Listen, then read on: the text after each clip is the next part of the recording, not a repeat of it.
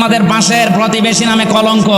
ওরা আজ দাঙ্গা অলরেডি লাগিয়ে দিয়েছে। আপনি কি মনে করছেন ওটা তার কাটার ওপারে থাকবে? বাতাস এই দেশে আসলো বলে এজন্য গোবিন্দ পরমাণিক অলরেডি কাল পরশুদিন জানিয়েছে, হে পৃথিবীর হিন্দুরা, এই মাতাল লোকটাকে থামান, কারণ ও যা করছে এটা বিবেক বহির্ভূত কাজ। আমি আমার জায়গায় থাকবো, আমার সম্পদ নিয়ে, আমার জীবন ইজ্জত আবরু নিয়ে আমি না, ও সব এখন দখল করার চেষ্টায় আছে। আমাদের বাপ দাদা মুসলমান যারা, তারা হাজার হাজার বিঘা জমি জায়গা ওয়াকফ করে দিয়েছিল মসজিদ, মাদ্রাসা, খানকা, গোরস্থান, ঈদগার জন্য। অথচ এখন অবৈধ একটা আইন পাশ করে সব দখল করে নিয়েছে। আর এমন শয়তানের শয়তান খালি মাটির নিচে মন্দির পায়। পৃথিবীর মানুষ মাটির নিচে পায় তেল, গ্যাস, সোনা, রূপা, আর ও কি পায়? খালি মন্দির পায়। তাও যেখানে সেখানে না, শুধু মসজিদের নিচে মন্দির পায়।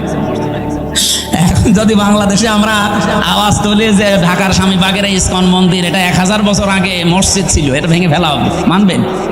আর আমরা করবো না, কারণ আমাদের এই ধর্মে এরকম বাড়াবাড়ি, জোর জবরদস্তি, এ দাঙ্গা এগুলো আছে। ধর্মে কোনো বাড়াবাড়ি নেই, যার ধর্ম সে পালন করবে। এই দেশেই তো এই জন্য পৃথিবীতে আমাদের দেশটা আজ মানে উজ্জ্বল দৃষ্টান্ত হয়ে আছে। এই 54 বছরে আমরা আরো উপরে থাকতাম যদি প্রতিবেশী না থাকতো। এই শয়তানরা আমাদের উঠতেই দেয়নি, খালি মিথ্যা ছড়িয়েছে। মাইক্রোসফট রিপোর্ট দিয়েছে তামাম দুনিয়ার 257টা দেশ নিয়ে, যে পৃথিবীতে সবচাইতে বেশি মিথ্যা তথ্য পরিবেশন করে ইন্ডিয়া। ওরা আল্লাহর একটা একটা করে ঘর সব ভেঙে ফেললো। কতগুলো ঘর ভেঙেছে দেখেছেন? আজকেও একটা ঘর ভেঙেছে। আমার মনে হয় আমার নিজের ঘর ভাঙলেও আমাদের মুসলমানের কাছে এত কষ্ট লাগতো না, আল্লাহর ঘর ভাঙলে আমাদের যত কষ্ট লাগছে। এই লোকটা বিবেক বহির্ভূত কাজ করছে। এই জন্য কোরআনের কথা ছিল, যারা বিবেক বহির্ভূত কাজ করবে তার উপরে ভুল সিদ্ধান্ত চাপিয়ে দেবে কে? এই জন্য আপনারা ওকে থামান, নয়তো টুকরা টুকরা হতে কিন্তু দেরি হবে না। এই কথা বলে না কেন? এই দুইটা দেশের কথা বলার পরে আমি একটা কথা বলতে চাই, যেহেতু সামনে এসেছে এই জন্য বলছি। বাংলাদেশে কালকের দিন পর একটা রায় আছে, দুইটা বিষয়ের রায় একদিনে হতে পারে, নিবন্ধন এবং একটা মাজলুম মানুষ, জনাব এটিএম আজহারুল ইসলাম। আমার মনে হয় যারাই দায়িত্বে আছেন বিবেক বহির্ভূত কোনো কাজ করবেন না। যদি বিবেকের বাইরে যে কোনো কাজ করেন, রাগে হোক আর কারো ইশারায় হোক, ভুল সিদ্ধান্ত কিন্তু আল্লাহ চাপিয়ে দেবে, তখন আর সামাল দিতে পারবেন না।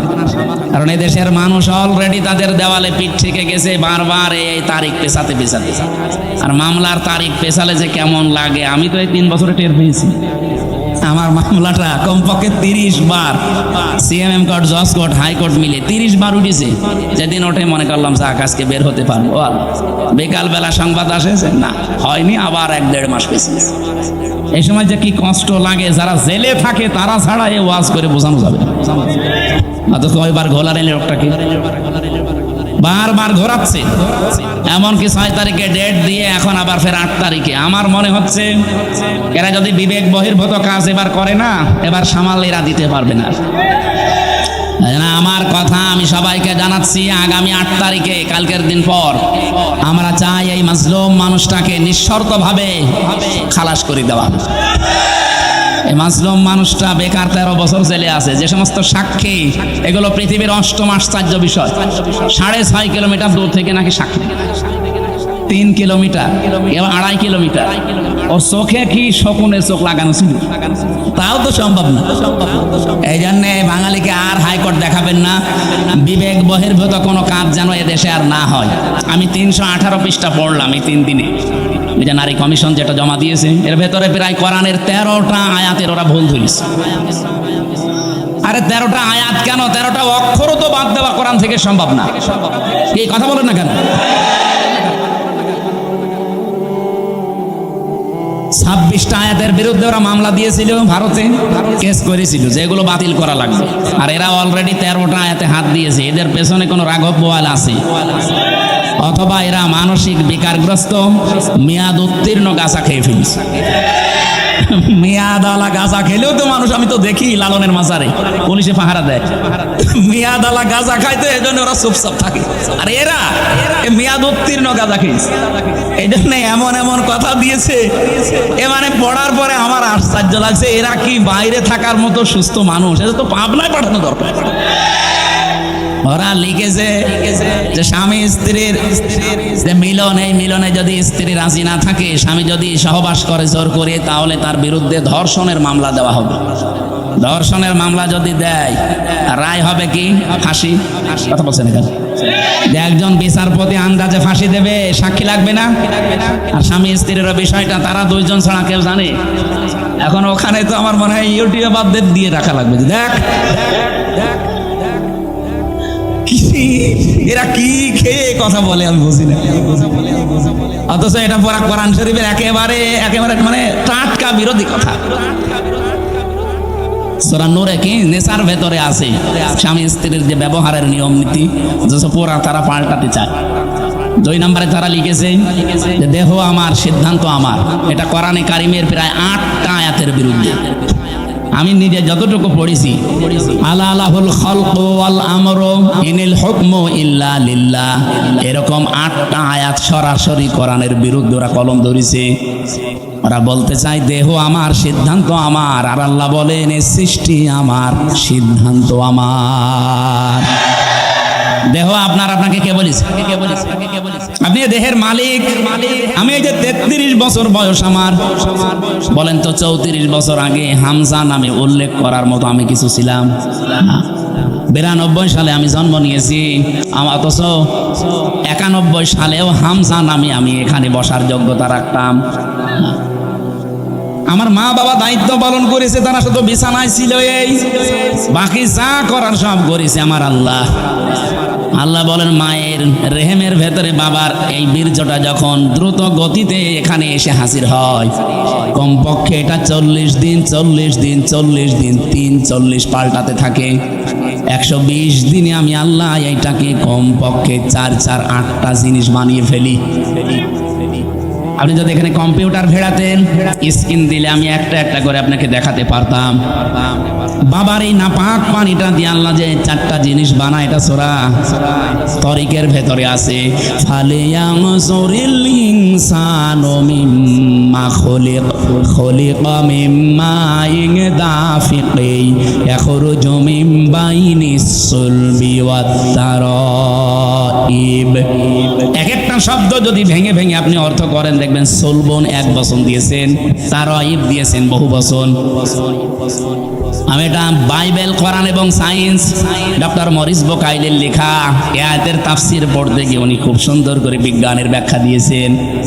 পড়ার পরে আমার মনে হচ্ছিল এতদিন আমি যেভাবে পড়েছিলাম, এটা পড়ে কোরআন শরীফ একেবারে হাতে কলমে জিবরাইল আমারে শেখাচ্ছে।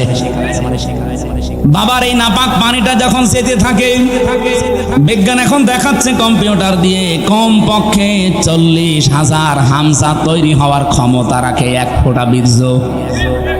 মায়ের জরায়ুর যে দেওয়াল আছে, এখানে ধাক্কা লেগে হয়তো অনেকে পড়ে যায়, যেতে পারে না ওই রেহেম পর্যন্ত।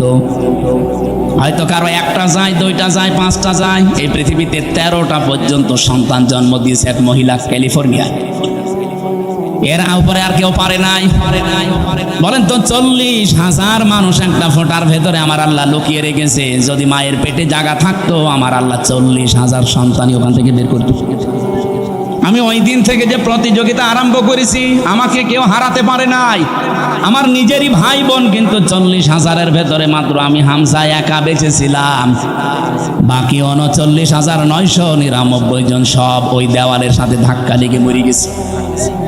আল্লাহ পাক ওখানে আমাকে নিয়ে প্রথম 40 দিনে সুম্মা খালাকনান নুতফাতান আলাকাতান ফাখালাকনাল আলাকাতা মুদগাতান ফাখালাকনাল মুদগাতা ইযামা ইলা আখির আয়াত। সূরা মুমিনুনের ভেতরে আছে। আল্লাহ পাক বলেন আমি নিজে ওইটা দিয়ে 4টা জিনিস বানাই, চুল, রগ, হাড় আর পর্দা। আর মায়ের রেহেমের যে কারারিম মাকিন বলা হয়, যেখানে হাতের স্পর্শ লাগে না, এই জায়গায় একটা থলি আছে, নাপাক পানির থলি। এইটা দিয়ে আমি আল্লাহ 4টা জিনিস বানাই, রক্ত, গোশত, চর্বি আর চামড়া। 4-8টা জিনিস এক হয় 120 দিনের ভেতরে। তখন আমি আল্লাহ নিজের পক্ষ থেকে কমপক্ষে 5টা জিনিস আমার বান্দার জন্য দান করি। ওয়াজআলা লাকুমুস সামআ ওয়াল আবসারা ওয়াল আফইদা ইলা আখিরি আয়াত। এই তথ্যটা আছে সূরা নাহলের ভেতরে 14 নম্বর পারা 14 নম্বর পৃষ্ঠা 13 নম্বর লাইনের 78 নম্বর আয়াতের মাঝের অংশে আছে। আল্লাহ বলেন শ্রবণ শক্তি, দর্শন শক্তি, বাক শক্তি, আকেল শক্তি আর ঘ্রাণ শক্তি, এই পাঁচটা আমি আল্লাহ আমার রব নামের কারণে তোরে ভিক্ষা দিয়েছি। যদি একটা কম দিতাম দুনিয়ায় তুই আসতিস, কিন্তু পূর্ণাঙ্গ হয়ে না, অপূর্ণাঙ্গ হয়ে। বলেন তো রব নামের কারণে যে পাঁচটা জিনিস আল্লাহ দয়া করে আমারে দিলেন, যদি দর্শন শক্তি না দিত তাহলে আমি আসতাম একটু কানা হয়ে। অনেক কানা মানুষ আসে না? বলেন বলেন। আল্লাহ পাক যদি বাক শক্তি না দিত কথা বলা, তাহলে আমি আসতাম কিন্তু বোবা হয়ে। আমাকে যদি আল্লাহ শ্রবণ শক্তি না দিত আমি আসতাম কিন্তু কালা হয়ে। যদি আকেল শক্তিটা না দিত আসতাম কিন্তু পাগল হয়ে। অনেক পাগল আসে না? তখন আমাকে স্বাভাবিকভাবে স্টেজে ওঠা দূরের কথা, প্রধান অতিথি, বিশেষ অতিথি, ওসি সাহেব দূরের কথা, মানুষ বলতো নাম এখান থেকে কানা, পাগল। স্টেজের ধারে পাশেও পাগল কানারে আসতে দিত। একটুখানি এই জায়গায় নিজেকে নিয়ে ভাবেন আল্লাহ কি দয়া আপনার উপরে করলেন। এই জন্য মানুষের ওই দুর্বল জায়গায় আল্লাহ পুরা কোরআনে যেখানেই উনি ইঙ্গিত দিয়েছেন এমন শব্দ ব্যবহার করেছেন যেটা আল্লাহরও বিশ্বাস হতে চায় না। সূরা বাকারার 27 নম্বর আয়াতে দেখবেন, 28 নম্বর আয়াত আল্লাহ রাব্বুল আলামিন বলেন কাইফা তাকফুরুনা বিল্লাহি ওয়া কুনতুম আমওয়াতান ফাআহইয়াকুম সুম্মা ইউমীতুকুম সুম্মা ইউহয়ীকুম সুম্মা ইলাইহি তুরজাউন। মানুষ আমার সাথে নাফরমানি করে কি করে? আমার বিধান মানতে চায় না, ও এত সাহস পায় কি করে? এজন্য আল্লাহ শব্দ শুরু করার আগে কাইফা দিয়েছেন। এখানে যারা আরবি গ্রামার বোঝেন, যারা বালাগাত মানতে পড়ায় ওদের জিজ্ঞাসা করেন কাইফা শব্দটা কমপক্ষে 29টা অর্থে ব্যবহার হয়। আমি সামারাইজ করে 19টা অর্থে পেয়েছি। এর ভেতরে 13 নাম্বার একটা কায়দা বালাগাত মান থেকে আছে। কাইফা শব্দ সেন্টেন্সের আগে ব্যবহার করা হয় এই জন্যে যেটা আল্লাহরও বিশ্বাস হতে চায় না। আল্লাহ বলেন কাইফা তাকফুরুনা বিল্লাহ, মানুষ আমার সাথে নাফরমানি করে, কুফরি করে, আমার বিধান মানতে চায় না। কেমন করে? অথচ মৃত ছিল, ওকে আমি জীবন দিয়েছি। আল্লাহরও বিশ্বাস হচ্ছে না যে লোকটা আমার সাথে কুফরি করতে পারে। এখানে শব্দ দিয়েছেন কাইফা। এখানে মানুষ আমরা যখন কুফরি করি, আল্লাহর নিয়ামতের শুকরিয়া আদায় না করে নাফরমানি করি, তখন আল্লাহ আশ্চর্য হয়ে থাকে যে কি এও আমার সাথে নাফরমানি করতে পারে। অথচ কি ছিল? মৃত ছিল। বলেন বলেন। ওখান থেকে আমি আল্লাহ 6 মাসের পরে ওরে জীবন দিলাম। বিজ্ঞান এখন দেখাচ্ছে মানুষের মায়ের পেটে 6 মাসের আগে পর্যন্ত কিন্তু জীবন দেওয়া হয় না। এর আগে বিভিন্ন স্ট্রাকচার তৈরি করা হয়। 360টা হাড় দিয়েছেন আল্লাহ, জোড়া দিয়েছেন, 9768 প্রকার চামড়া দিয়েছেন শরীরে। এক এক জায়গার চামড়ার গুণাগুণ এক এক রকম। কমপক্ষে আপনার বিভিন্ন জায়গায় যে চামড়াগুলো আছে, চামড়ার সাথে এমন কিছু সেট করা আছে, এই যে শুধু এই চামড়াটুকুতে 153টা রগ দেওয়া আছে, রেখা। পৃথিবীর আজ পর্যন্ত কোনো মানুষের এই জায়গাটা একজন আর একজনের সাথে মেলে নাই, কিয়ামতের আগে মিলবেও না। 153টা রেখা যদি কেটেও যায়, আপনার দেখবেন ঠিক হয়ে যাবে। আমার এই জায়গাটাই ছোটবেলায় একবার কাজ ঠুকে নষ্ট হয়ে গিয়েছিল। আমি পরে সাপ নিয়ে দেখেছিলাম যে না, ঠিক হচ্ছে না। কিছুদিন পরে দেখি আগেরটায় আবার ফিরে গেছে। তাহলে এইটা কিয়ামতের আগ পর্যন্ত আমার সাথে 153টা রেখার কারো মিলছে না, মিলবেও না। এর পেছনে একটা শক্তি কাজ করছে। তিনি কে?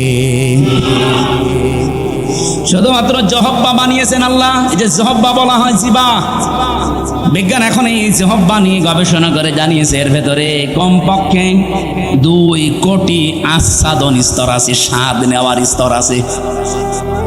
এই পৃথিবীতে যত বড় রেস্টুরেন্ট হোক, রেস্তোরাঁ হোক, হোটেল হোক, 2 কোটি খাবার রান্না হওয়ার কোনো হোটেল আপনি পেয়েছেন? হ্যাঁ, আমি এই বয়সে আমার মনে হয় কতগুলো দেশ আমি ঘুরে আসলাম, পৃথিবীর কোনো উন্নত দেশেও এত প্রকার খাবার আমি পাইনি। সর্বোচ্চ খাবার পেয়েছি 180 প্রকার। এই যে গাজীপুরের কাপাসে একটা হোটেল আছে নিরিবিলি, তোতা মিয়া, ও খাবার রান্না করে 180 প্রকার পর্যন্ত খাবার ওর হোটেলে আমি পেয়েছি। একটা মাহফিল নিয়েছি, বললাম খাবার দেন তো কি কি আছে দেখি। এটা কি? বলছে কাঁঠালের পাতা ভর্তা। কাঁঠালের পাতা ভর্তা বলে এও একটা তরকারি, আর এইটা বাঁশের পাতা ভর্তা। মানে সারা দুনিয়া কুড়িয়ে মাত্র 180 প্রকার, আর আমার জহব্বার ভেতরে আল্লাহ স্বাদ নেওয়ার স্তর দিয়েছেন কত?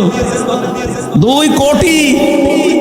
কিয়ামত পর্যন্ত দিলেও তো এই স্বাদের স্তর শেষ হবে না। এই স্তরটা আল্লাহ দেয় কখন? বিজ্ঞান এখন জানাচ্ছে কমপক্ষে যখন 6 মাস হয়ে যায়, 6 মাসের পরে তখন আপনার ভেতরে আল্লাহর রূহ দেয়। এটা আল্লাহর সিদ্ধান্ত। রূহ কি? আল্লাহর হুকুম বা সিদ্ধান্ত। ওরা যে বলছে সিদ্ধান্ত আমার, দেহ আমার, আরে ভাই দেহ আপনার না, সিদ্ধান্ত আপনার না। এ দেহ বানিয়েছে ওই যে শুরু থেকে, কে বলেন তো?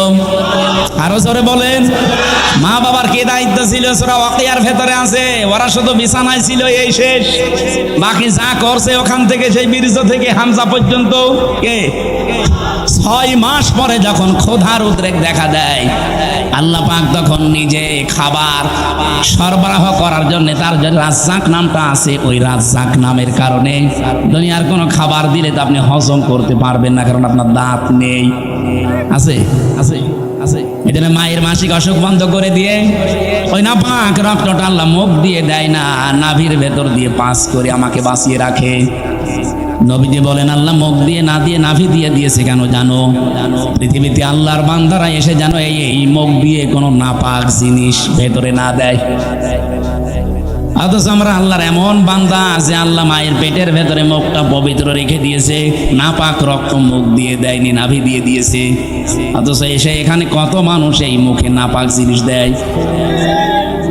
বলেন তো সুদের টাকা আর ঘুষের টাকা এটা পাক না নাপাক? এখানে কত মানুষ বসে আছে টাকা ছেড়ে রাখে আর টাকা আসে, এটা কি বলে না? এটা আর একটা নাম আছে।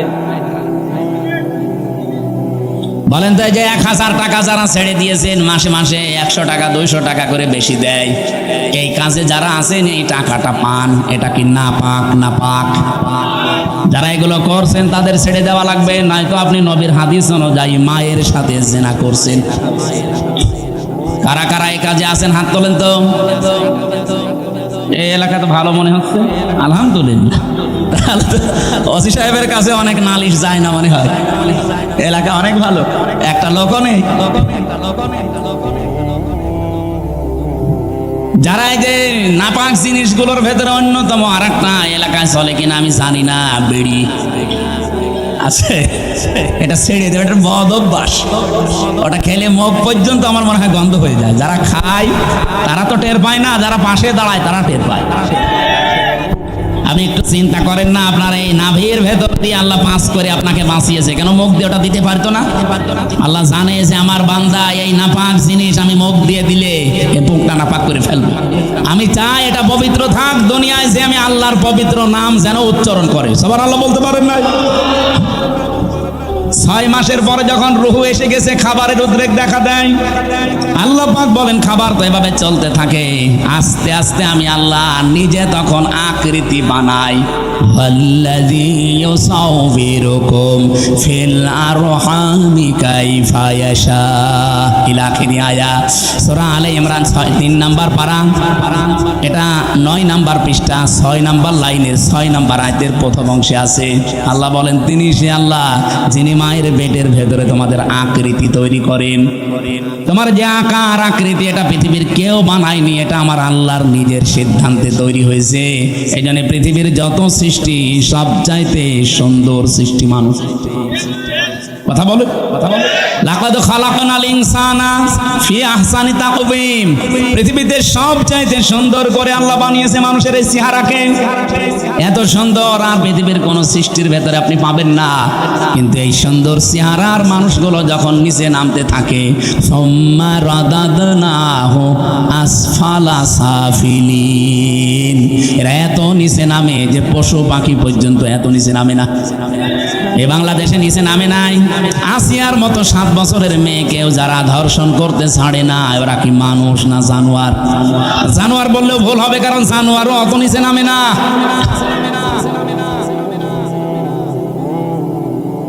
কোরআনে কারিমের সূরা এটা বানি ইসরাইলের ৭০ নম্বর আয়াতের প্রথম অংশে আছে, ১৫ নম্বর পারা ৮ নম্বর পৃষ্ঠার প্রথম নাম্বার লাইনে আছে। এটা আমি শিক্ষা দেওয়ার জন্য বলছি। ওয়ালাকাদ কাররামনা বানি আদম, আল্লাহ পাক বলেন বনি আদম সন্তানকে আমি আল্লাহ সম্মানিত করেছি। কে? আরো জোরে। বনি আদম সন্তান হলেই হবে, সে কোন ধর্ম মানে ওটা তার ব্যাপার, কিন্তু বনি আদম সন্তানকে আমি সম্মান দিয়েছি। আল্লাহ এখানে বলেন না যে আমি মুসলমান সন্তানকে সম্মান দিয়েছি, না। বনি আদম সন্তান যারা মানুষ পদবাচ্চা বিবেচিত যারা, তাদের সম্মান দিয়েছে কে? কিন্তু দুঃখজনক হলেও সত্য, এই বাংলাদেশে এই সম্মানিত সৃষ্টি মানুষের সম্মান নিয়ে সবচাইতে বেশি সিনিমিনি খেলা হয়েছে। ৫৪ বছর তো বটেই, ১৫.৫ বছর আরো বেশি। আমরা চাই আগামীতে এই সম্মানিত সৃষ্টি আল্লাহ যাদের সম্মান দিলেন, এই বনি আদম সন্তানের সম্মান নিয়ে কেউ যেন সিনিমিনি খেলতে না পারে। আমার কথার অর্থ আপনি বুঝেছেন? আপনি না বুঝলেও এরা বুঝেছে। আগামীতে কেউ যেন এদের সম্মান নিয়ে সিনিমিনি খেলতে না পারে, সেই ব্যবস্থা করা লাগবে। যারা এই ব্যবস্থা ভেঙে দিয়েছিলেন, ওইটা আবার জোড়াতালি দেওয়া লাগবে। আল্লাহর কথা তো অনেক ওজন, আপনি টের পাননি, আমি অনেক ভেতরে চলে গেছি। এই সম্মানিত সৃষ্টির সম্মান আমরা চাই, এদের শান্তি, স্বস্তি, নিরাপত্তা, কল্যাণ আমার আল্লাহর পক্ষ থেকে। যে মানুষগুলো তাদের ঈমানের সাথে শিরিক এবং জুলুম মিশ্রণ করবে না, তাদের জন্য। জুলুম কি? যেই জিনিস যেখানে রাখা দরকার ওইটা ওই জায়গায় না রেখে অন্য জায়গায় রাখার নাম জুলুম। এই যে মাথার এই টুপিটা থাকা দরকার মাথায়, এটা যদি কেউ পায়ের কাছে রাখে, টুপির সাথে জুলুম। এই কথা বলছেন না কেন? আমার স্যান্ডেল আমি পেছনে রেখে দিয়েছি, এটা থাকার দরকার পায়ের কাছে, এটা যদি আমি মাথায় নিয়ে বসে থাকি, এটা এই স্যান্ডেলের উপরে জুলুম। কারণ যেখানে যার স্থান ওইটা ওই জায়গায় রাখা লাগবে। আল্লাহ পাক এই কোরআনকে পাঠিয়েছেন এই পৃথিবীর ময়দানে সবচাইতে উঁচু জায়গায় রাখার জন্যে। আর বাংলাদেশে সবচাইতে উঁচু জায়গা এখন সংসদ। এই কথা বলছেন না? আমরা চাই এই কোরআন সংসদে যাক। অধ্যাপক মুজিবুর রহমানের মতো মাত্র ৩০০ এমপির ১৫১ জন যদি সামনে এই নির্বাচনে কোরআন বুকে নিয়ে যেতে পারে, এটা উপরে উঠে যাবে। কি এই কথা বলে না কেন? ৩০০ জন লাগবে না, মাত্র ১৫১ জন অধ্যাপক মুজিবুর রহমান আমরা চাই, যারা কোরআন বুকে নিয়ে যেতে পারবে। আর সংসদের প্রথম অধিবেশনে তারা বিল আনবে। মাননীয় স্পিকার, আমরা নামাজের আর যাকাতের বিল চাই। উনি যখন বলবে হাত তোলেন, ১৫১ জন যদি হাত তুলে ফেলে, ওই দিন নামাজটা কায়েম হয়ে যাবে দেশে, যাকাতটা সরকারি ভাবে কায়েম হয়ে যাবে। তখন আর নামাজের ওয়াজ, যাকাতের ওয়াজ করা লাগবে না। ভালো কাজগুলো সব আইন পাশের মাধ্যমে চালু হয়ে যাবে। অন্যায় কাজ, অবৈধ কাজ সব আইন পাশ করে বন্ধ করে দেওয়া হবে। সূরা হজের এই ৪০-৪১ নম্বর আয়াতে ৪টা কর্মসূচি আছে। আমরা চাই মানুষের শান্তি, স্বস্তি, নিরাপত্তা, জুলুম থেকে বাঁচার জন্য এই ৪টা কাজ রাষ্ট্রীয়ভাবে জারি হোক। ৫৪ বছরে যারা গেছে জারি করে নাই, এবার যারা যাবে তারা যেন করে, সেই ব্যবস্থা করে দেওয়ার দায়িত্ব ফেরেশতাদের। কাদের? বলেন বলেন। আমি যে আয়াতের শেষ অংশ পড়েছিলাম এই সংক্রান্তই আমি এসেছি এবার জায়গা মতো। আল্লাহ পাক বলেন, কাবুর আলাল মুশরিকিনা মা তাদউহুম ইলাই। আমি কমিশনের এটা বাদ দিয়ে দিলাম। আমি একটা শিক্ষা দিতে চেয়েছিলাম, আমার মনে হয় আপনারা বুঝে ফেলেছেন যে দেহ আমার, সিদ্ধান্ত আমার, এটা আল্লাহর সাথে শিরিক। কারণ দেহ আমার না, সিদ্ধান্ত আমার না। দেহ আল্লাহ বানিয়েছে, সিদ্ধান্ত তার। ওটা সূরা আরাফের ৫৪ নম্বর আয়াতের মাঝের অংশে আছে, আপনি বাড়ি যেয়ে তাফসীরে দেখে নিন। আমার আয়াত হচ্ছে সূরা শুআরা, সূরা শুআরার ১৩ নম্বর আয়াতের শেষের অংশ। আমরা যদি সত্যি এই দেশে ১৫১ জনকে সংসদে পাঠাতে চাই যারা বুকে কোরআন নিয়ে প্রবেশ করবে, এই কথা শুনলে সবচাইতে বেশি রাগ করবে মুশরিকরা। এই জন্য কাবুর আলাল মুশরিকিনা মা তাদউহুম ইলাই, হে নবী, আপনি যেদিকে ডাকতেছেন মানুষকে, যান আকিমুদ্দিন, যেটা অধ্যাপক সাহেব পড়ছিলেন, নামাজের মতো, রোজার মতো, যাকাত দেওয়ার মতোই ফরজ হচ্ছে আল্লাহর এই জমিনে আল্লাহর বিধানটা কায়েম করা। এই পৃথিবীতে যত নবী আল্লাহ পাঠিয়েছেন, শুধু 2 জন নবী বাদ দিয়ে প্রত্যেক নবীর উপরে তাদের আসল মিশন আর ভিশন ছিল এটা, আনাকিমুদ্দিন ওয়ালা তাতাফাররাকু ফি, দিন কায়েম করো, কোনো ফতোয়াবাজি করবা না। এই বাংলাদেশে এরকম একটা পরিবেশ তৈরি হচ্ছে, দল মত জাতি বর্ণ ধর্ম নির্বিশেষে সবাই গোবিন্দ পরামানিকের মতো মানুষ বলছে এই দেশে ইসলাম কায়েম হলে আমরা সব চাইতে নিরাপদে থাকতে পারবো। আর আপনি কি বলছেন? কি সে একটা হিন্দু মানুষ যদি কথা বলতে পারে? গাইবান্ধায় হিন্দু এক পুরোহিত, আপনারা দেখেছেন, আমিরে জামাতের আগে বক্তব্য দেওয়ার সময় বলেছে এই দেশে যদি ইসলাম যায় ক্ষমতায়, এদেশের অন্যান্য ধর্মের মানুষেরা সবচাইতে বেশি নিরাপত্তায় থাকতে পারবে। তারা অলরেডি এখন বুঝে ফেলছে। এই জন্য আমাদের জীবনের সব ফরজের বড় ফরজ এইটা হাতে নেওয়া দরকার। দিন যতদিন কায়েম না হবে ততদিন আমাদের স্বস্তি নেই। এটা কারো কাছে যদি রাজনীতি মনে হয়, হ্যাঁ এটাই আমাদের রাজনীতি। এটা যদি কারো কাছে মনে হয় যে এটা ধর্ম ব্যবসা, হ্যাঁ এটাই আমার ধর্ম ব্যবসা।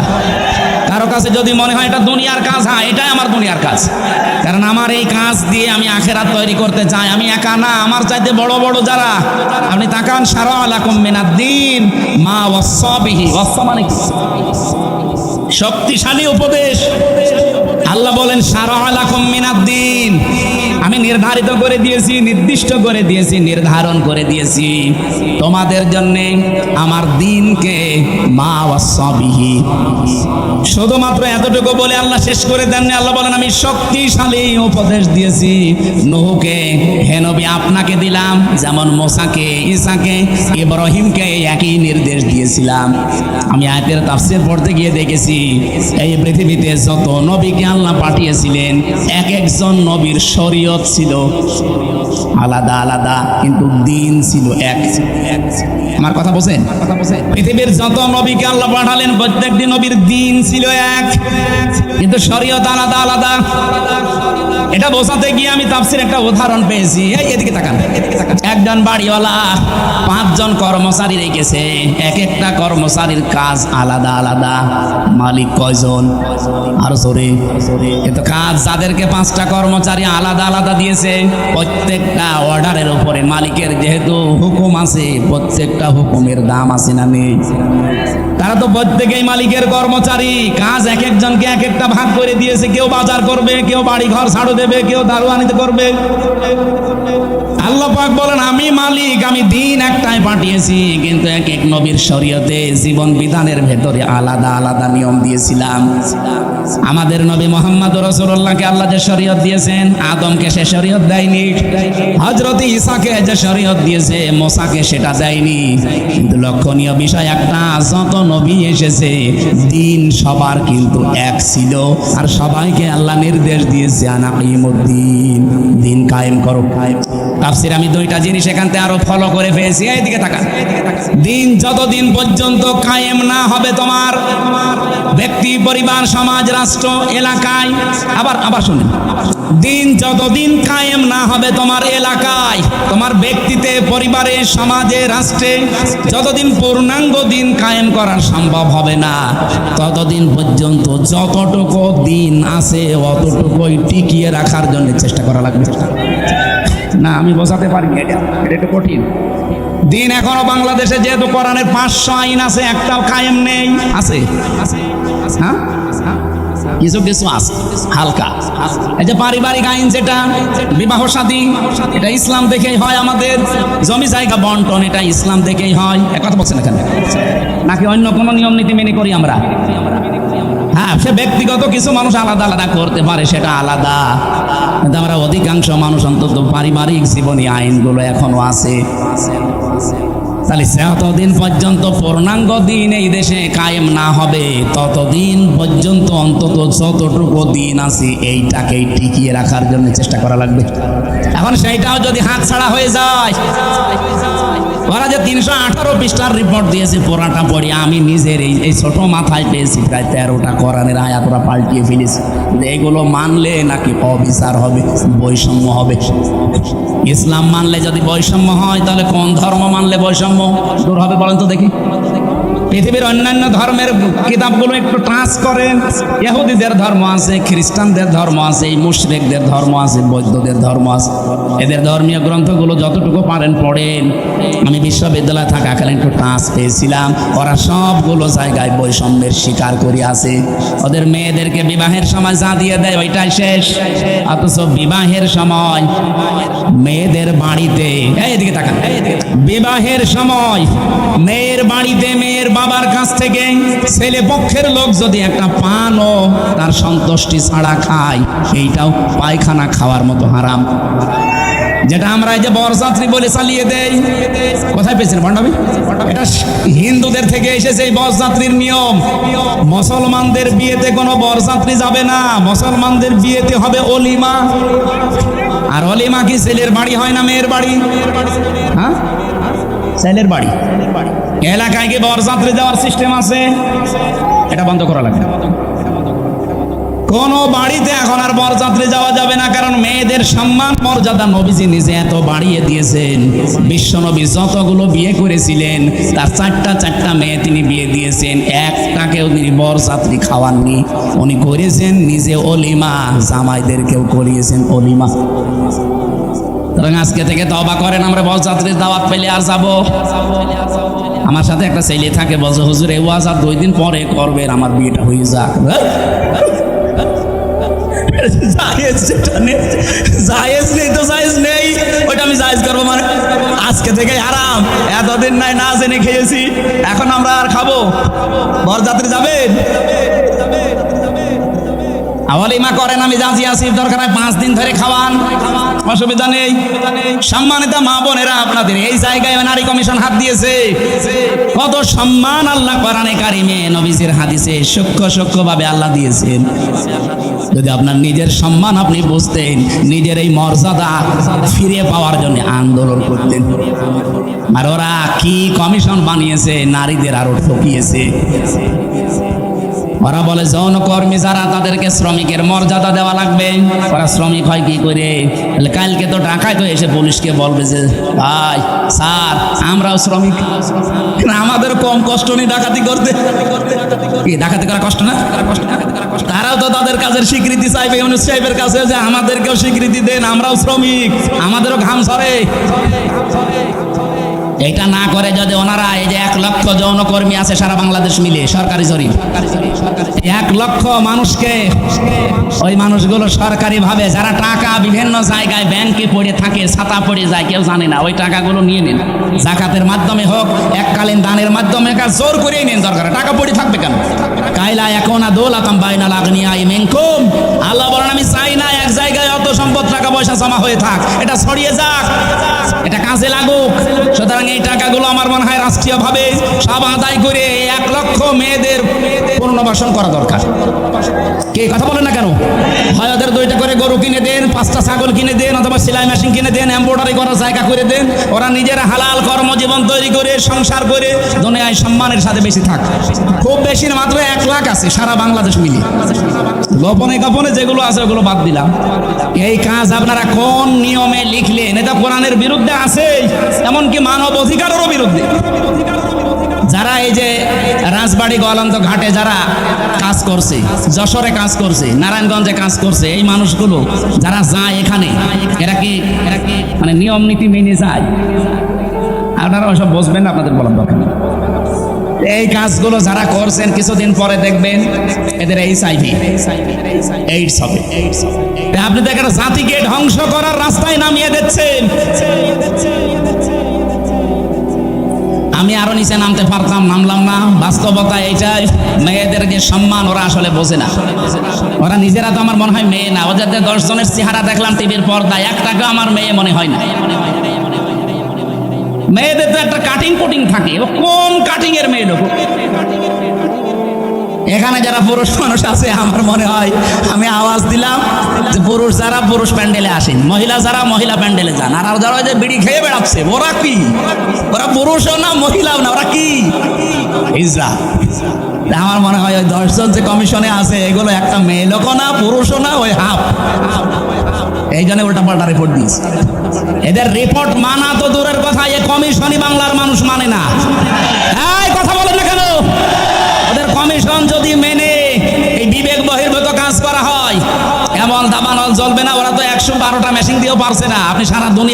পারবেন না। আমি ইঙ্গিত দিলাম, আশা করি আপনি বুঝেছেন। এরকম কোনো বিবেক বহির্ভূত কাজ এই দেশে আমরা কেউ করব না, সাপোর্টও করব না। তাহলে ভুল সিদ্ধান্ত আল্লাহ নিজে চাপিয়ে দেবে, তখন কন্ট্রোলের বাইরে চলে যাবে। আল্লাহ আমাদের হেফাজত করুন। আমরা বলছিলাম দিন যতটুকু আছে এতটুকু টিকিয়ে রাখা লাগবে, এইটাও একটা আনাকিমুদ্দিন, পূর্ণাঙ্গ যতদিন কায়েম না হয়। যেহেতু এই দেশে এখনো অলিমার সিস্টেম নেই, না আছে আছে কিছু কিছু জায়গায়। স্যার আপনি কি অলিমা ইনি একজন করি স্যারে অনেক করি, অনেক বড় ছাত্রী দান্দায় আছে।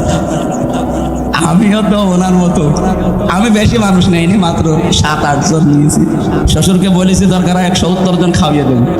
ওই সময় তো বুঝতাম না। না আমরা এখন যেহেতু বুঝে ফেলেছি এই সিস্টেম, এখন মেয়ের বাপের উপরে জুলুম বন্ধ করা লাগবে। এখন থেকে আমার অলিমা শুরু হবে, বরযাত্রী খাওয়া কি জায়েজ নেই। এমন মেয়ের বাবা খাওয়াতে, কেউ মেয়ের বাবা এমন পাগল আছে যে আপনার মতো 500 পাগলকে খাওয়াবে। আমি বারবার এই কথা বলছি কেন, আমার মেয়ে 3টা, আমার বাঁচা লাগবে না। না একটু টেনে করলাম, অন্তত যাদের ছেলে আছে তারা এখন বুঝে মরুক, আমি তো বেঁচে যাব। মেয়ের বাবার অনেক সম্মান। নবীজি বলেন কেউ মেয়ের বাবাকে ছোট চোখে দেখবা না, মেয়ের বাবাকে খারাপ কথাও বলবা না, কারণ আমি নবী মুহাম্মদ রাসূলুল্লাহ নিজে মেয়েদের বাবা। সুবহানাল্লাহ বলতে পারেন না? কোন ঘরে যদি একটা মেয়ে লোক আসে, সঙ্গে সঙ্গে 4 জন ফেরেশতা চলে আসে। কোন পরিবারে একটা ছেলে এসেছে, সঙ্গে সঙ্গে একটা ফেরেশতা আসবে, কোথাও নেই। আর 4 জন রহমতের ফেরেশতা এসে মেয়েটার মাথায় হাত বলিয়ে বলে এটা দুর্বল দেহ থেকে এসেছে, এই মেয়েটাকে যারা আদর ভালোবাসা স্নেহ দেবে, দিন শেখাবে, একাজে খাওয়াবে, পড়াবে, প্রতিপালন করে সৎ পাত্র দেখে পাত্রস্থ করবে, কিয়ামতের দিন আমি নবী আর ওই মেয়ের গার্জিয়ান এইভাবে পাশাপাশি জান্নাতে থাকবে। কোন ছেলের ব্যাপারে এমন কথা হাদিসে আছে নেই। এই জন্য মেয়ে হলে যারা রাগ করেন, মন খারাপ করেন, করবেন না ভাই। আমি নিজে সহ যাদের মেয়ে আছে আমরা খুশি হব যে আল্লাহ আমাকে দয়া করে জান্নাতের অধিকারী বানিয়েছেন। বলেন সুবহানাল্লাহ। বিশ্বনবী জানিয়েছেন যার একটা মেয়ে তার একটা জান্নাত, যার 2টা মেয়ে তার 2টা জান্নাত, যার 3টা মেয়ে আল্লাহ তাকে 3টা জান্নাতের অধিকারী বানিয়ে দিয়েছেন। আল্লাহ আমাদের মেয়ে যাদেরকে দিয়েছেন এই মেয়েগুলো যেন জান্নাতে যাওয়ার মাধ্যম হয়। বলেন আমিন। কিন্তু শর্ত কয়টা? প্রথমে তাকে ভালোবাসা লাগবে, 2 নম্বরে তাকে খাবার দাবারের যে ব্যবস্থা, তার পেছনে খরচের যে ব্যবস্থা এটা করা লাগবে, 3 নম্বরে তাকে দিন শেখানো লাগবে এই পরিমাণ যতটুকু পড়তে পারলে সে চলতে পারে, 4 নম্বরে তাকে সৎ পাত্র দেখে পাত্রস্থ করা লাগবে। এই 4টা কাজ যদি কোনো মেয়ের গার্জিয়ান, বাবা হোক বড় ভাই হোক, এরা যদি করতে পারে, কিয়ামতের দিন নবীজি বলেন আমি নিজে পাশাপাশি তাকে জান্নাতে ডেকে নেব, এবং সেই দিন থেকে মেয়ে ওর বাড়িতে আসবে, ওই দিন থেকে কিয়ামত পর্যন্ত আল্লাহর রহমত তার সাথে থাকবে। নবীজি কিন্তু দুনিয়া পর্যন্ত শেষ করেন, নিজের রহমত শুধু দুনিয়ায় পাবে, ইলা ইয়াউমিল কিয়ামাহ। এই মেয়ে যেই দিন ওর বাড়িতে এসেছে ওই দিন থেকে আল্লাহর রহমতের একটা দৃষ্টি তার উপরে থাকবে, ওই দিন থেকে কিয়ামত পর্যন্ত আল্লাহর দয়া ওই গার্জিয়ানের উপরে থাকবে। আল্লাহ সেই দয়ার ভেতরে আমাদেরকেও শামিল করেন। বলেন আমিন। যে কথা তুলেছিলাম, যেহেতু দিন এখনো পরিপূর্ণ কায়েম নেই, যতটুকু আছে এগুলো টিকিয়ে রাখার জন্য 5 ওয়াক্ত নামাজ কায়েম নেই রাষ্ট্রে। আমরা নিজেরা অন্তত যারা পড়ি না, আরম্ভ করেন ব্যক্তিগত জীবনে, পারিবারিক জীবন পর্যন্ত একটু ঠিক করেন। ওয়ামুর আহলাকা বিসসালাতি ওয়াসতাবির আলাইহা লা নাসআলুকা রিজকা নাহনু নারযুকুকা ওয়াল আকিবাতু লিত্তাকওয়া। সূরা তাহার 132 নম্বর আয়াতে আছে, হে নবী নিজে নামাজ পড়েন, যেহেতু এখনো কায়েম করতে পারেননি নিজে নামাজ পড়েন, পরিবারস্থ লোক যারা আছে তাদেরকেও নামাজের তাকিদ দেন।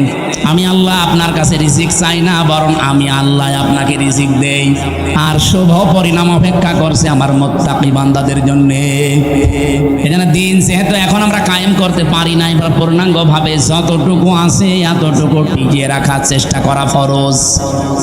আর এই কথাগুলো বললে সব চাইতে মন খারাপ হবে, খারাপ লাগবে যারা শিরিক করে বেড়ায়, যাদের ইমানের ভেতরে শিরিক আছে, যারা মুশরিক, তারা আল্লাহ পাক বলেন আল্লাহু ইয়াজতাবি ইলাইহি মাইয়াশা। আল্লাহর দিন আল্লাহর জমিনে কায়েম করার জন্য সবাইকে আল্লাহ নির্বাচিত করবে না, আল্লাহ সবাইকে পছন্দও করবে না, আর সবাইকে আল্লাহ বাছাইও করবে না। ইয়াজতাবি শব্দের শাব্দিক অর্থ হচ্ছে নির্বাচিত করা, বাছাই করা, নির্ধারণ করা, পছন্দ করা। আল্লাহ শুধু পছন্দ করবে তাকে, ওয়াহদি ইলাইহি মাইয়ুনিব, যেই লোকটা আল্লাহর দিকে মন থেকে ফিরে আসতে চায়। সুতরাং আজকে থেকে আপনি আল্লাহর বিধানের দিকে মন থেকে ফিরে আসার চেষ্টা করেন, আপনাকে আল্লাহ দিন কায়েমের কর্মী বানিয়ে দেবে ইনশাআল্লাহ। আল্লাহ আমি সহ যারা এসেছি এই জমিনে দিন কায়েমের একজন কর্মী হিসাবে দায়িত্ব পালন করা আল্লাহ যে কবুল করবেন, তাদের সাথে আমাদেরকেও যেন পছন্দ করেন, বলেন আমিন।